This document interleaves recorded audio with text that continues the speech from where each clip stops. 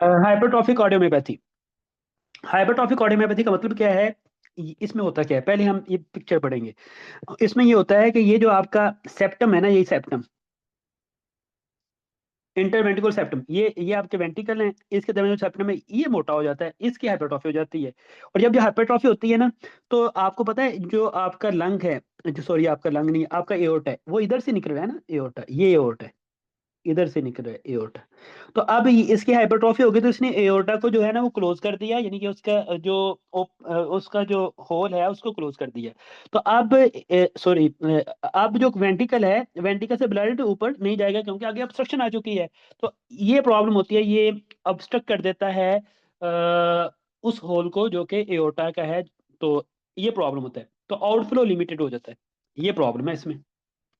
होता क्यों है?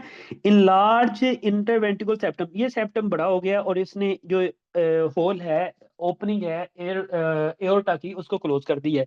तो अब जो है आपका ब्लड वेंट्रिकल में तो आएगा, लेकिन वेंट्रिकल से एओर्टा में नहीं जाएगा, तो आपका जो है उधर बीपी ड्रॉप कर सकता है, और इतना बीपी ड्रॉप कर सकता है, इतना बीपी ड्रॉप कर सकता है कि बाल का आप जब एक्सरसाइज कर रहे होते हैं, जब एक्सरसाइज कर रहे होते हैं तो ये इतनी आपको ज्यादा, आपकी बॉडी को ज्यादा ऑक्सीजन की जरूरत होती है, लेकिन ये इतनी ऑब्स्ट्रक्शन हो जाती है कि ये मुकम्मल तौर पे या बहुत ज्यादा ये क्लोज कर देता है ओपनिंग को।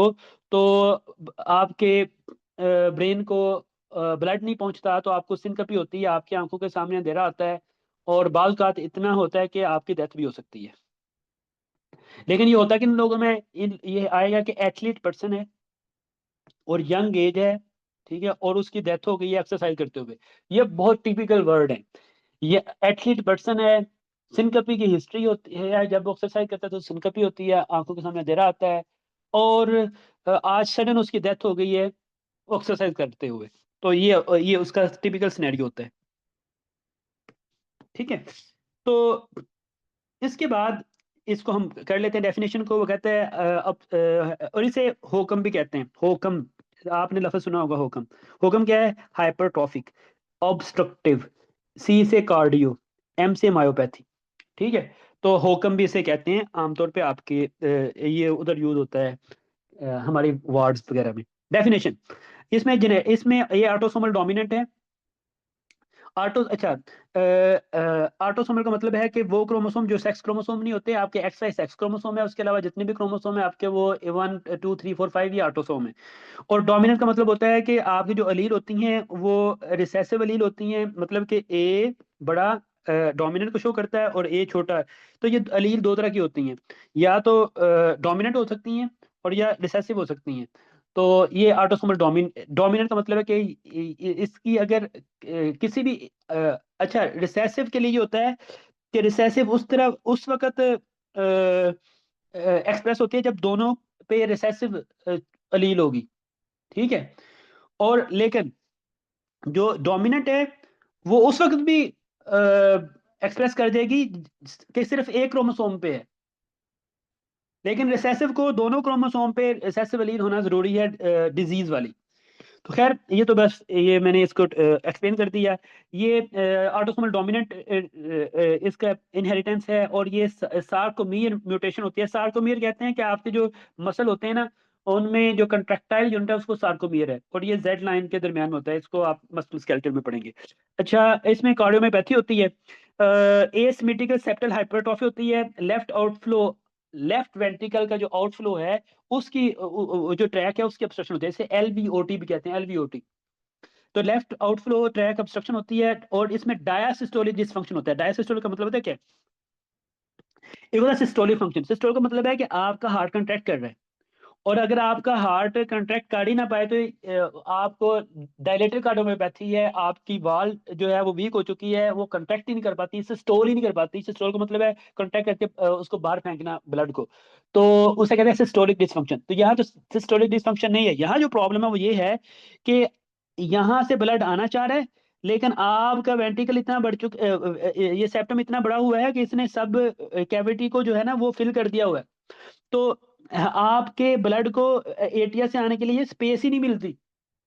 तो ये डायास्टोल के दरमियान, जब डायास्टोल का मतलब है रिलैक्स करना हार्ट का, तो जब आपका हार्ट रिलैक्स कर रहा होता है तो वो रिलैक्स इतना नहीं कर पाता कि ऊपर से ब्लड को एक्सेप्ट कर ले, क्योंकि आपके सेप्टम की हाइपरट्रॉफी हुई पड़ी है, उसने कैविटी को ऑक्यूपाई किया हुआ, कैविटी खत्म की हुई है, तो आपके ब्लड को आने के लिए स्पेस नहीं मिलती, तो ये डायास्टोल, आपका जो हार्ट है वो प्रॉपरली डायास्टोल यानी कि रिलैक्स नहीं कर पाता और ऊपर से ब्लड को एक्सेप्ट नहीं कर पाता, तो इसमें डायस्टोलिक डिसफंक्शन होता है। अच्छा एक और बात, जब भी आपका हार्ट जो है वो उसमें हाइपरट्रॉफी हुई होगी, ठीक है, हाइपरट्रॉफी हुई होगी, तो यहाँ जो ब्लड है उसको इधर भेजने के लिए एट्रिया ने ये ओपन हुआ माइट्रल वेल्व, लेकिन सारा ब्लड नहीं आएगा कैविटी में क्योंकि उधर जगह ही नहीं है। तो फिर जो एंड पे एट्रिया क्या करता है, एट्रिया कंट्रैक्ट करता है फोर्सफुली, क्योंकि मेरे पास ब्लड है, मैंने भेजना ही भेजना है। जब वो फोर्सफुली कंट्रैक्ट करके अपना ब्लड इधर फेंकता है ना, इधर भेजता है वेंटिकल में, तो एक साउंड आती है जिसे कहते हैं S4 साउंड। तो इसमें कौन सी साउंड सुनाई देगी? S4।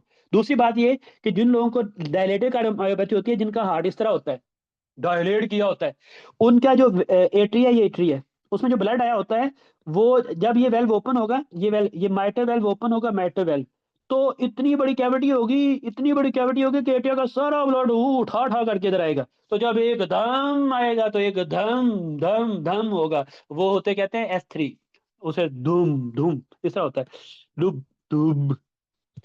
तो इसमें S3 साउंड आती है, तो डायलेटेड कार्डियोमायोपैथी में S3 साउंड आती है, लेकिन आपका हार्ट बढ़ चुका है तो उसमें बड़ी हुई साउंड S4 आती है। ठीक है, ये तो नहीं बोलेगा आप, अगर बोला है तो फिर तो मैं आपकी गर्दन ही मरोड़ दूंगा। ठीक है, अब एक इंपॉर्टेंट बातें और कुछ, दो तरह की हाइपरट्रॉफी होती है, कंसेंट्रिक और इसेंट्रिक। कंसेंट्रिक और इसेंट्रिक हाइपरट्रॉफी होती है जब भी आपके वेंट्रिकल की हाइपरट्रॉफी होती है। कंसेंट्रिक हाइपरट्रॉफी क्या होती है, ये आपके सार्कोमियर हैं, ये इसके मसल बने हुए हैं जिससे आपके हार्ट मसल कंट्रैक्ट करते हैं। जब हाइपरट्रॉफी होती है, लाइक इसमें अब इधर ऑब्स्ट्रक्शन है, तो हार्ट को ज्यादा पंप करना पड़ेगा, तो ये वाल्व की जो है ना हाइपरट्रॉफी हो जाएगी। तो जब प्रेशर ओवरलोड होगा, जिस तरह के इधर ऑब्स्ट्रक्शन की वजह से यहाँ प्रेशर बढ़ा हुआ है, आगे ब्लॉकेज है, तो उसको ओवरकम करने के लिए प्रेशर जनरेट करना पड़ता है आपके वेंट्रिकल को, तो ये प्रेशर ओवरलोड कंडीशन है। तो इसमें आपकी क्रोनिक हाइपरटेंशन भी इसकी कॉज हो सकती है, और एओर्टिक स्टेनोसिस भी इसकी कॉज हो सकती है कि यहाँ तो आपकी हाइपरट्रॉफी हुई पड़ी है, तो उस वक्त जो हाइपरट्रॉफी होती है उसमें जो सार्कोमियर होते हैं वो ऐड होते हैं पैरेलल, पैरेलल, यानी कि ये हार्ट है, इसकी वॉल में ये पैरेलल, ये इस तरह आपकी वॉल मोटी हो रही होती है, तो ये देखें ये पैरेलल, तो इसे कहते हैं कंसेंट्रिक हाइपरट्रॉफी। ठीक है, कंसेंट्रिक हाइपरट्रॉफी। दूसरी होती है वॉल्यूम ओवरलोड, जिससे डायलेटेड कार्डियोमायोपैथी है, या फिर जिसमें जो ब्लड है वो आगे जाने के बजाय एओर्टिक रिगर्ज होने के बाद वापस आ जाता है और आपके हार्ट पे जो है ना फूला हुआ है, पूरा एसाइटिस हुई पड़ी है उसकी, तो उस वक्त भी हाइपरट्रॉफी होती है, लेकिन वो हाइपरट्रॉफी होती है इसेंट्रिक। इसेंट्रिक का मतलब ये है कि जो फाइबर है, इधर फाइबर जो थे वो पैरेलल में इधर अकोमुलेट हुए थे, हार्ट वेसल में थिकनेस इसलिए इंक्रीज थी। यहाँ जो फाइबर हैं वो इस तरह ऐड होते हैं।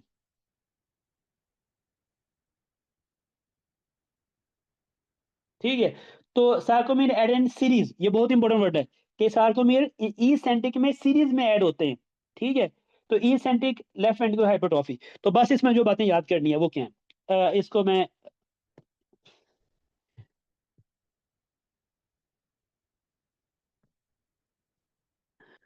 तो मैं अच्छा, तो ये है वॉल्यूम ओवरलोड और ये है pressure overload. Pressure overload chronic hypertension या एओर्टिक स्टेनोसिस में सार्कोमीर ऐड होते हैं पैरेलल में, और ये करवाते हैं concentric hyper left ventricular hypertrophy.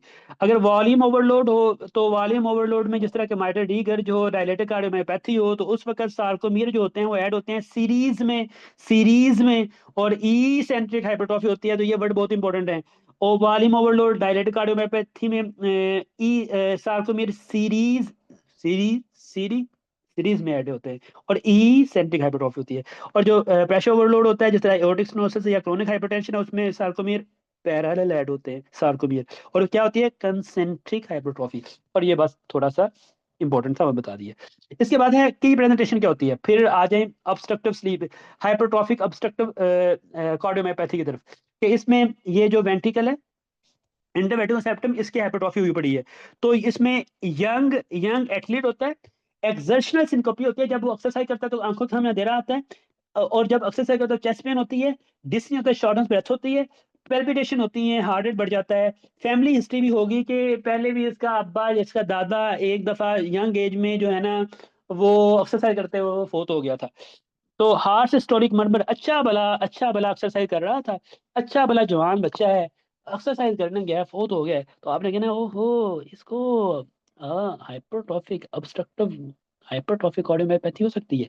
अच्छा, तो ये है। और इसमें आपको सिस्टोलिक मरमर आता है, ठीक है। और जो सिस्टोलिक मरमर होता है वो वेल सेल्वा और स्टैंडिंग, जब आप खड़े होते हैं तो आपका मरमर की इंटेंसिटी बढ़ जाती है, और जब आप स्क्वाट करते हैं या हैंड ग्रिप करते हैं तो मरमर कम होता है। ये क्यों होता है बताता हूँ। अच्छा, इसमें कौन सी साउंड आती है? S4 साउंड आती है, और can be present sudden cardiac death, हो सकता है कि वो एक्सरसाइज करते हुए फोत हो जाए। इसमें जब आप स्टैंडिंग पोजीशन में होते हैं और वेलसेल्वर स्ट्रेनिंग, वेलसेल्वर में क्या होता है, आप अपना नाक बंद कर सांस बंद कर देते हैं, और अपनी एब्डोमिनल कैविटी और सेक्स कैविटी में प्रेशर बढ़ता है, प्रेशर बढ़ने की वजह से जो सॉरी थॉरैसिक कैविटी में प्रेशर बढ़ता है, तो जो नीचे से वेनस रिटर्न होता है वो कम हो जाता है। तो वेनस रिटर्न कम, जब भी वेनस रिटर्न कम होगा इसका मरमर बढ़ जाएगा, ठीक है। जब आप स्टैंड ही कर रहे होते हैं तो आपका जो ज्यादा ब्लड है वो इधर पूल किया होता है, तो वेनस रिटर्न कम हो गया, तो स्टैंडिंग से भी और वेलसेल्वर स्ट्रेन से भी आपका वेनस रिटर्न कम होगा। जब भी वेनस रिटर्न कम होगा ब्लड इधर कम आएगा, ब्लड इधर कम आएगा तो इधर भी कम आएगा आपके एट्रिया में, तो आपके हार्ट में ब्लड कम जाएगा, हार्ट में ब्लड कम जाएगा। तो ये जो सेप्टम है इजीली यहाँ ब्लॉकेज कर देगा, यानी कि वो ब्लड ही नहीं है तो वो सारी जगह वो सेप्टम में दे लेगा। तो अगर ब्लड होगा तो फिर क्या होगा, जो ब्लड है ना वो इधर को पुश करेगा, और चैनल को ऊपर, ये जिस तरह के अगर ब्लड होगा तो जो जिस तरह अभी सैलाब आया तो फ्लड आया हुआ था, तो वो हर चीज को बंदों को रुकावटों को हटा के आगे जाता है। जब ब्लड आएगा, वो कंडीशन जिसमें ब्लड ज्यादा आता है वेंट्रिकल में, उसमें मरमर कम सुनाई देता है क्योंकि ब्लॉकेज खत्म हो जाती है। वो कंडीशन जिसमें वेनस रिटर्न कम होगा, ब्लॉकेज ज्यादा होगी, तो आपका जो है मरमर ज्यादा सुनाई देगा। तो स्टैंडिंग और वर्टिब्रल स्ट्रेनिंग में मरमर ज्यादा सुनाई देता है, जबकि जो स्क्वैटिंग है, ये स्क्वैटिंग वाली पोजीशन इसे कहते हैं, या आप या उसकी लेग रेज कर दो, वेनस रिटर्न ज्यादा कर दो, वेनस रिटर्न ज्यादा होगा, ब्लड ज्यादा आएगा लेग रेज करने से। अच्छा, हैंड ग्रिप कर दो, हैंड ग्रिप करेगा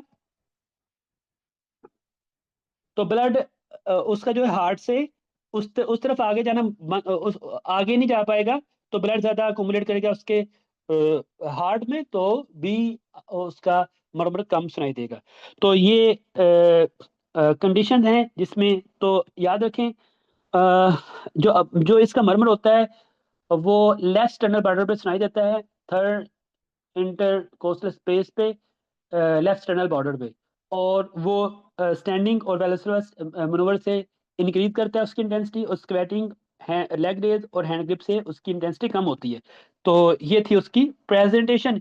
यंग बंदा है, सिंकपी होती है एक्सरसाइज करने पे, बाबा जो था दादा जो था उसकी फात हो गई थी यंग एज में एक्सरसाइज करते हुए, और अब उसको एक मरमर आ रहा है जो कि वेलसेल्वा मनोवर करने पे ज्यादा होता है, स्टैंडिंग पे ज्यादा होता है, और स्क्वेटिंग पे कम होता है, हैंड ग्रिप करने पे कम होता है। तो बताएं डायग्नोसिस क्या है, बताएं जी।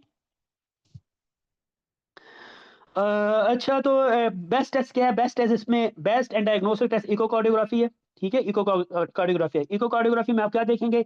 एसिमेट्रिकल सेप्टल हाइपरट्रॉफी देखेंगे, और सबसे इंपॉर्टेंट बात, बहुत इंपॉर्टेंट बात, इसमें systolic anterior motion of mitral valve होते हैं। कहीं कभी कभी ये भी पूछ लेता है कि आपको क्या फाइंडिंग्स दिखाई देंगी।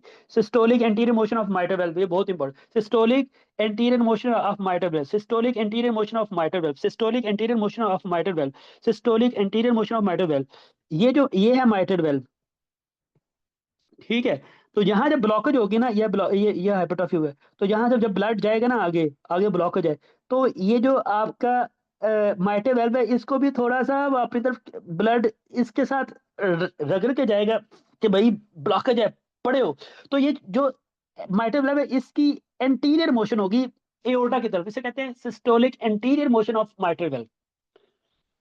ये जो माइट्रल वेल्व है ये भी थोड़ा सा आगे की तरफ मूव करेगा। तो ये आपको इकोकार्डियोग्राफी में दिखाई देगा। तो इकोकार्डियोग्राफी में आपको systolic anterior motion of mitral valve मिलती है और सिमेट्रिकल हाइपरट्रॉफी मिलती है।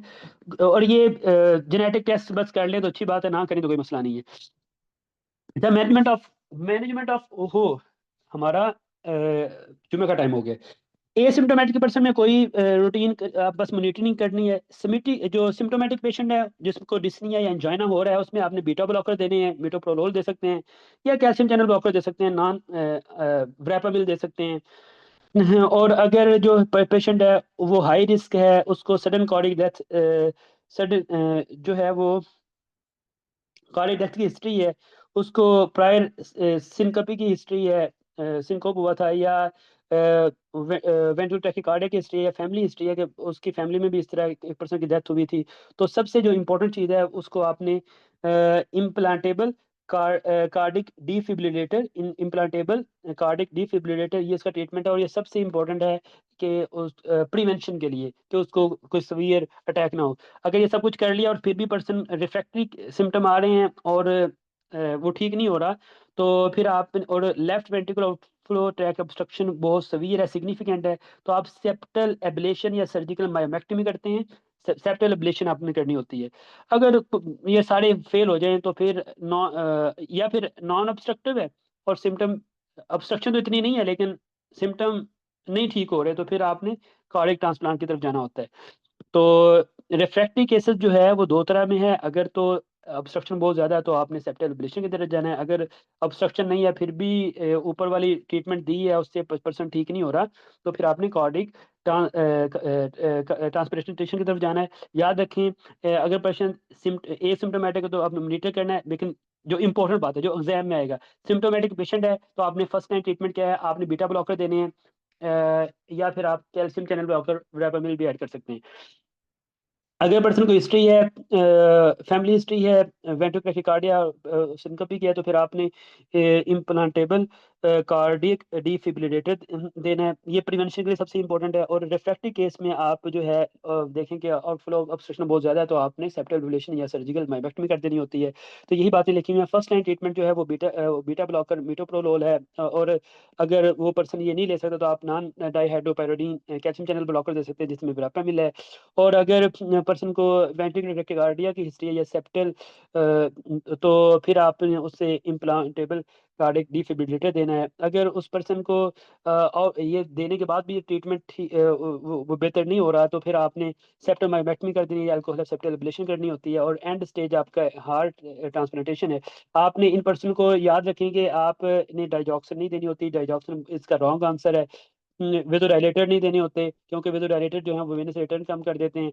डायरेटिक्स नहीं देने होते क्योंकि वो इसका वेनस रिटर्न कम कर देंगे और ये अब जो ऑब्स्ट्रक्शन है वो सवीयर हो जाएगी। मोस्ट कॉमन कॉज जो है वो सडन कार्डियक डेथ की यंग एडल्ट में वो हाइपरट्रॉफिक कार्डियोमायोपैथी है। और इसमें मरमर मैंने बता दिया कब ज्यादा होता है। बेस्ट इनिशियल टेस्ट और डायग्नोस्टिक टेस्ट जो है वो इको है। Beta blocker first time treatment option है। और बेस्ट प्रिवेंशन जो है सडन कार्डियक डेथ से बचने के लिए सबसे बेहतरीन तरीका जो है वो इम्प्लांटेबल कार्डियो डिफिब्रिलेटर है। और जो हाइपरट्रॉफिक कार्डियोमायोपैथी है वो जेनेटिक ऑटोसोमल डोमिनेंट होती है, यंग एथलीट में होती है, एक्सर्शन करने पे उसको डिस्निया होता है। और मरमर जो होता है वो वेल्सल्वा पे ज़्यादा होता है और हैंड ग्रिपिंग पे कम होता है। और बेस्ट इनिशियल टेस्ट वो इको है। और जो बेस्ट फर्स्ट लाइन ट्रीटमेंट है वो बीटा ब्लॉकर है, मिटोप्रोलोल है। और जो सबसे प्रिवेंट करने के लिए डेथ, सडन कार्डियक डेथ से प्रिवेंशन के लिए सबसे इंपॉर्टेंट मेजर है वो इम्प्लांटेबल कार्डियो डिफिब्रिलेटर। जी समझ समझ आ गया? समझ आ गया कि नहीं है जनाब? क्योंकि अभी जुमा का टाइम हो गया है इधर और मैं जुमा के लिए जा रहा हूँ। सब बता दें जी, सब बता दें।